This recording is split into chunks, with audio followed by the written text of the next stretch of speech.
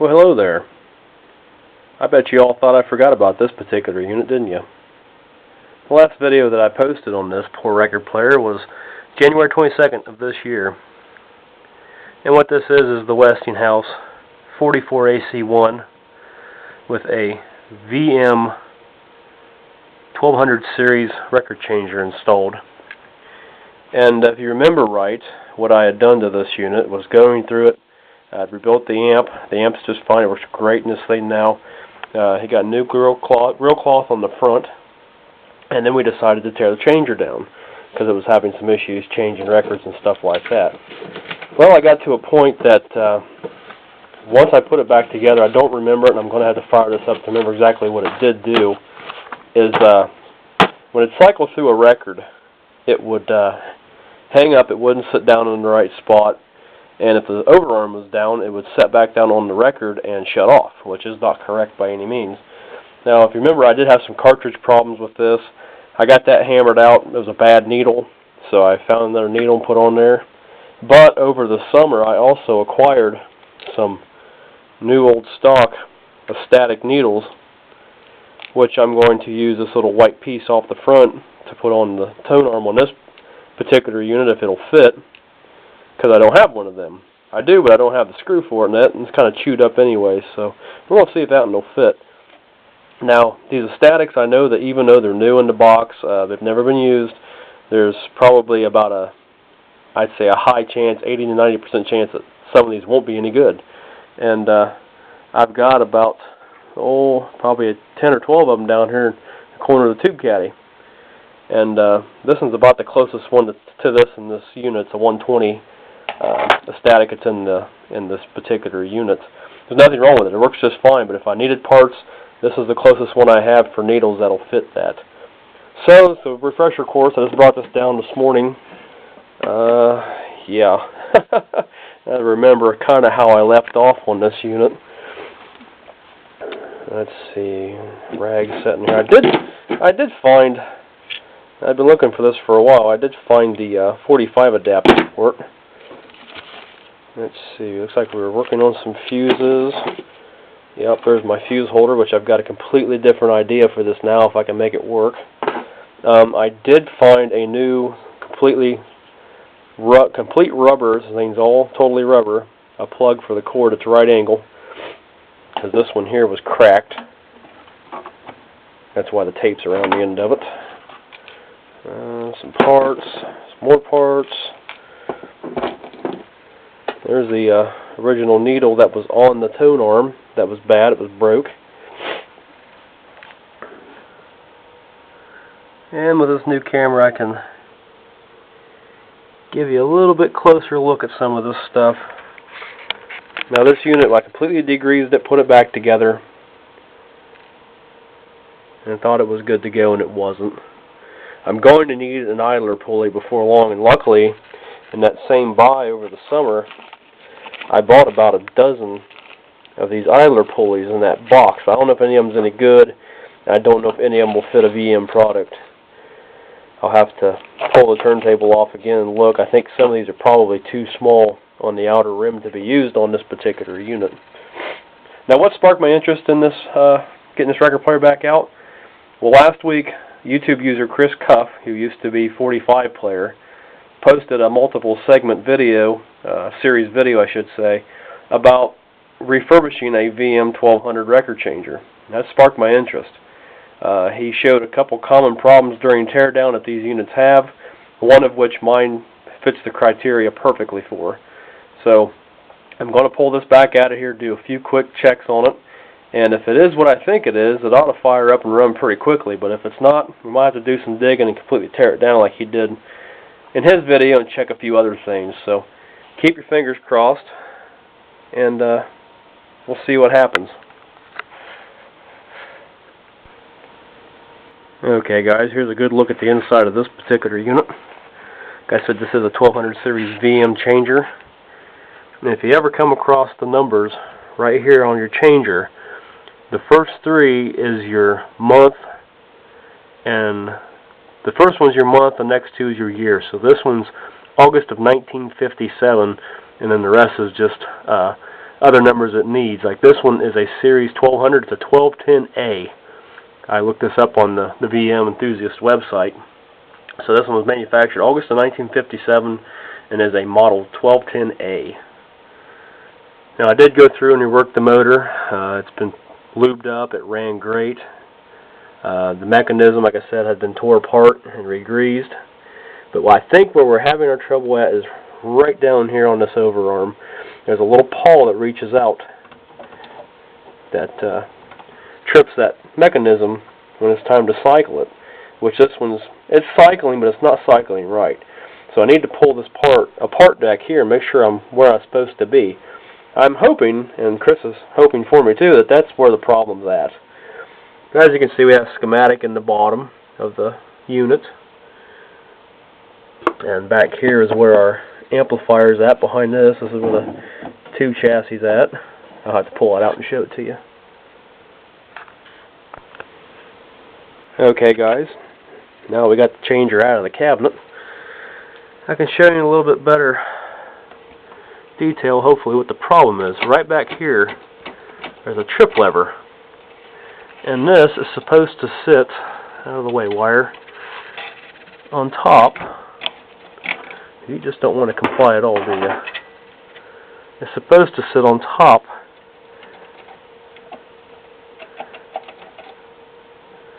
Yeah, so that's not doing nothing while it's there.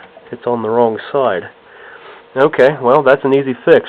From what his video showed me, I've got to take this 1/4-inch nut out right here and pull this bracket off and slip it up underneath of there. Hopefully that'll fix the problem. We'll see though. This thing's throwing me so many weird twists and turns. Who knows? Okay, so I righted my wrong. See that little finger right here that actuates off of the overarm tab right here? That's supposed to be underneath of this little black tab right here, which you won't see clearly in the video. But that tab, the finger on the overarm, has got to sit on top of that tab to make this thing work. Which now at the end of the cycle, it rejects and puts it back to the puts the tone arm back to the stop position. Awesome. That's what we wanted it to do.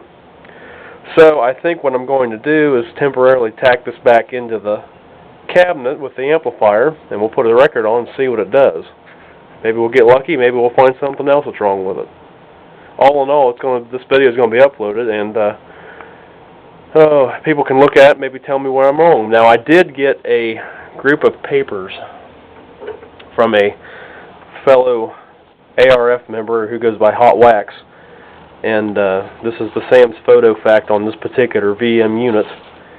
Gives me a drawing, gives me all the parts diagrams, kind of gives me a place to start. Now I can blow these up. These are just a quick print off. I've got the originals around here somewhere. As you can see, my printer's running out of ink today. It never fails. I think there's about 8 pages, and originally this would have been about 15 in the photo fact folder. Yeah, here's some of the tone arm specs. There's the mechanism with the transmission. There's again the mechanism. And I think that, yeah, these are the two that I want right here. One shows me a good parts diagram blow up of the whole unit on the top side, and one shows me a good parts diagram blow up of the bottom underside. And right in here, this little trip lever right here is where we're having our trouble at. So, I'll get it reassembled and we'll see what happens. Okay, here's where we're at. I fixed the problem in the back with the overarm tripping the shutoff mechanism. That part seems to be working pretty good now. I don't know exactly what's wrong with this VM spindle adapter for the 45s, but it won't let the records slide down off of it. Now if you put these little inserts in, they work just fine. Also got the new plug on the line cord, so that's done. Well, let's see what it does here. It needs an idler pulley bad. That was hard as a rock. It's on here. And I checked the ones that I have. They're too big for this one. There we go.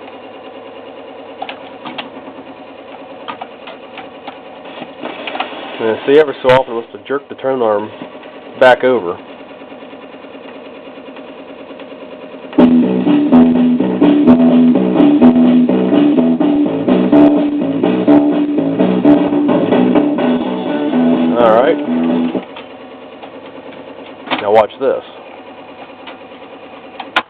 That shouldn't do that. It should go out and play that record.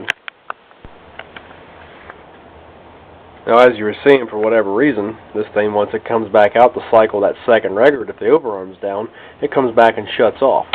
But if it's just sitting here, let's see what it wants to do. Okay, here we go.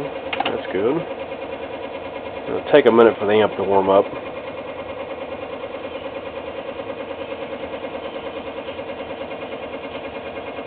Noisy. He's free as the breeze, he's always at ease. He lives in the jungle and hangs by his knees as he swings through the trees without a trapeze in his BBD. Now it will reject.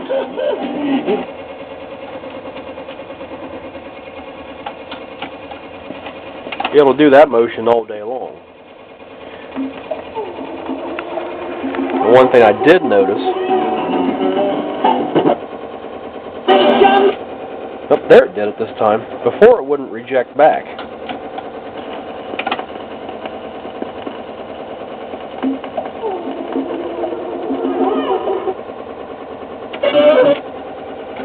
Oh, that part's working now.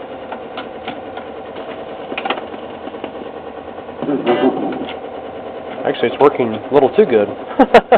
That might be in the mechanism, though. You might not be able to full strip it like that. I don't know.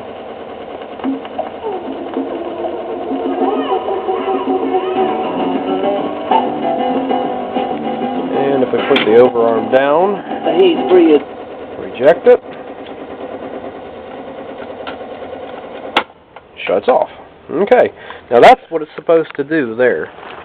Now I don't know why it's wanting to shut off when it drops the next record. It's like this thing's automatically telling it, hey, it's time to go shut off, even though you got another record on the platter.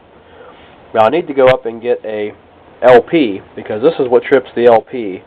This is what trips the 45 for 7-inch down here in 12-inch. Now I guess if it doesn't hit either one of these, it knows that it's a 78, from what I understand. So let's go get a 78 and let's go get an LP and see what this thing will do. Let's try a 78 on here and see what it does.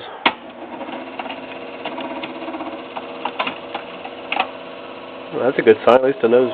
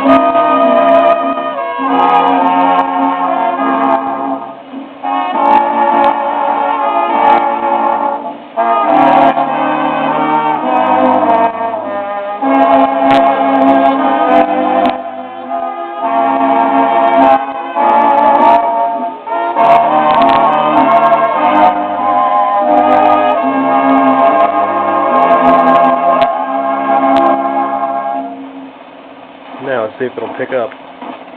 Awesome. Well, knows exactly what to do there. Okay.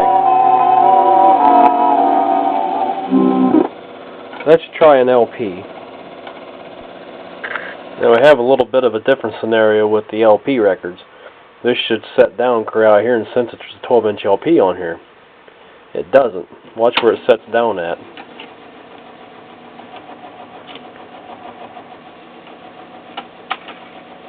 I go out Right where a 45 should. a party and look for a little.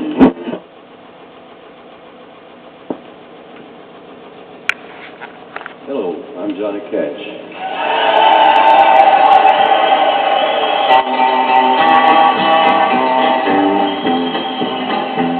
I hear the train a-coming, it's rolling around the bend. So we've got a few issues corrected, but we still have a few more issues that we have to deal with. So go ahead and digest this, folks. This is part 8 of the Westinghouse 44AC-1 record changer restoration project, blah, blah, blah. So just a little side note, don't tear your record changer apart unless you absolutely have to. Case in point, this one. Thanks for watching, guys. There'll be more to come later.